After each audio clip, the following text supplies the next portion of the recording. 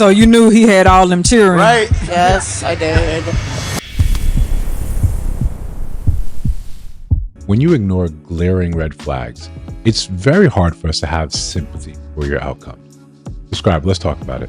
How do you heal from a baby daddy who has 8 kids and acknowledges one of his 8 kids? Is your kid the one he acknowledged? No. Well, what number in 8? My daughter's 8th. Like 8th like last or 8th like first? 8th like last. So you knew he had all them children, Right? Yes, I did. Oh, How was his relationship with the kids before you had yours? Was he active in their lives or what? Oh, no. When I remember the rebound guy that I started dating after I left my baby daddy, and I was crying one day like, I don't know how he could do this to me. He had a baby on me the whole thing, and that man looked at me and was like, girl, he was cheating on you the whole time. You don't get to cry that he had a baby. It was either going to be a baby or be happy he brought a baby home.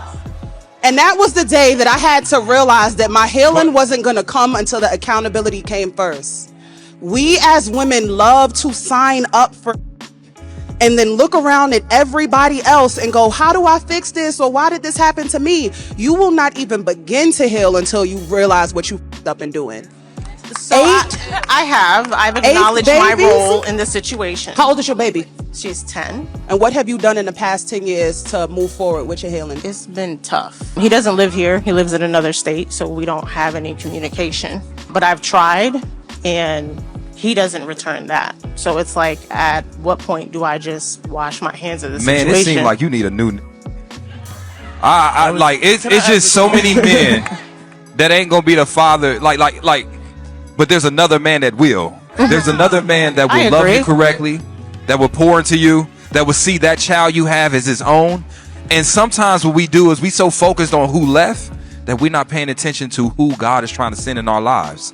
And sometimes we allowing those old demons to still haunt us. It's been 10 years, respectfully, and you still asking a question about him. And we wondering why we can't move forward, because sometimes we like entertaining ghosts. This man went ghost on his responsibility, and it seemed like he done did it 7 different times. So what I need you to do is exercise that. Get that man out your mind. Because I'm going to tell you this. There's a man who wouldn't go a day without thinking about you. There's a man that's going to love you so deeply he won't go a day without thinking about your child. That dream that you had of that nuclear family can still be achieved, but we cannot keep allowing people who f***ed up our lives to f*** our futures. I'll tell you the truth, man. Ace metaphor is good with that spin. Very good with that spin at the end. But before we address that, listen, if you ignore the red flags, you and every part of this was a red flag. He had 7 kids, he took care of none of them, and then you still gave him access to you. And then 10 years later, you still have an issue with this. You're still complaining about this. You haven't moved on. You haven't done any type of work, even pretending like you're there doing so, even in the way you responded or the manners in which you held while they were trying to get down to the bottom of your story. Here's the truth, right? Or here's another version of the truth, right? Because we're not real big fans of tonight's conversation. Here's another real big part of the truth. Why would God, right? Like Ace was saying at the end, there's God is trying to send a man your way that would love you and that kid and would not go a day without thinking about both of you as their own. Why would God punish a man like that? That's another way of looking at it. I think that's also a fair way of looking at it. You're still hung up on baby daddy, right? That is your type. That is who has the imprint on you, and that's who you want to be with.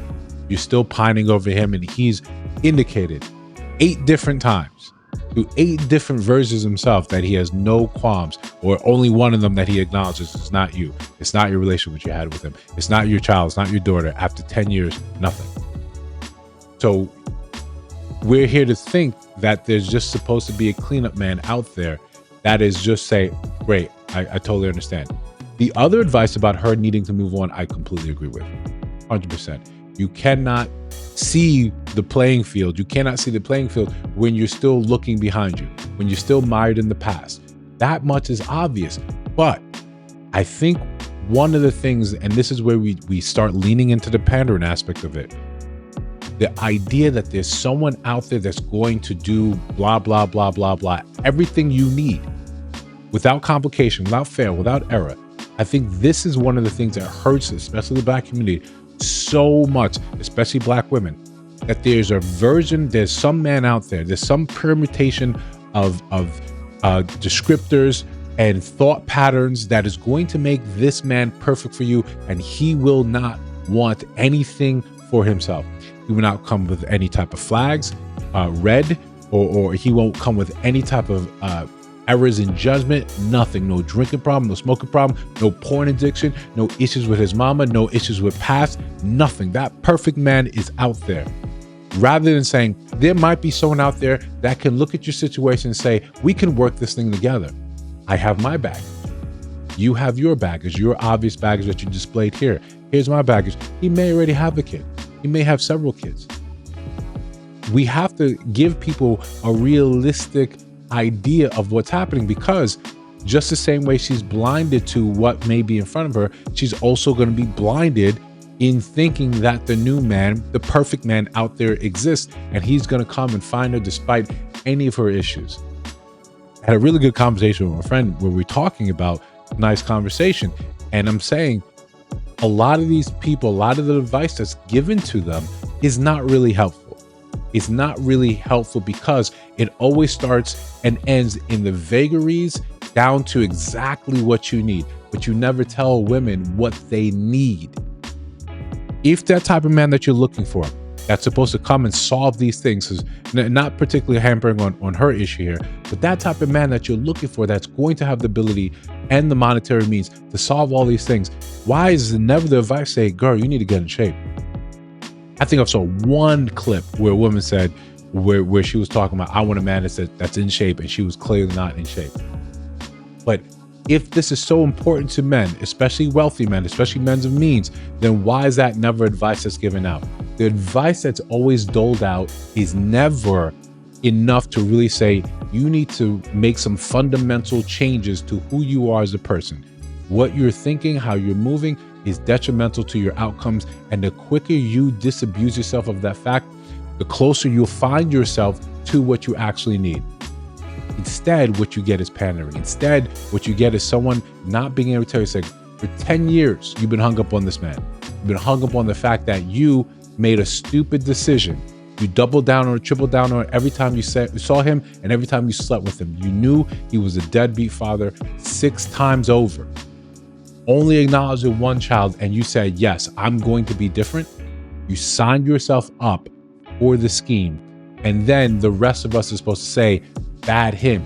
We can say, he's bad, he's dumb, you're bad, you're dumb. You get to both occupy that territory. If you want to date someone that has multiple kids, male or female, you have to understand and look at the scenario quite literally in the face. If she has 5 kids, 5 baby daddies, and you're saying, that's fine, I'm next up, you understand you may be number 6. And when you start complaining about how awful it is, how this hasn't worked out, we can't give you any type of advice outside of saying, why did you continue to play? Why did you continue to do that? It's your fault that you're in this situation. We can be cold and callous with men when we say that, but when it comes down to women, we give you lane to say, oh no, there's someone out there for you. Man's gonna come and look and say, tell me exactly what happened in this scenario. Okay, you decided you wanted to be with him, so you show an inability to actually make a decent decision. Why would I follow that? If I've tried to make something myself, why would I follow that? Your past still matters despite how much we pretend like it doesn't. If you're the type of person that says it doesn't matter, he has 7 kids and only takes care of one of them, why would I follow that? Why would I follow part of that, want that part of makeup, seeing that this is how you are? Why would I follow that?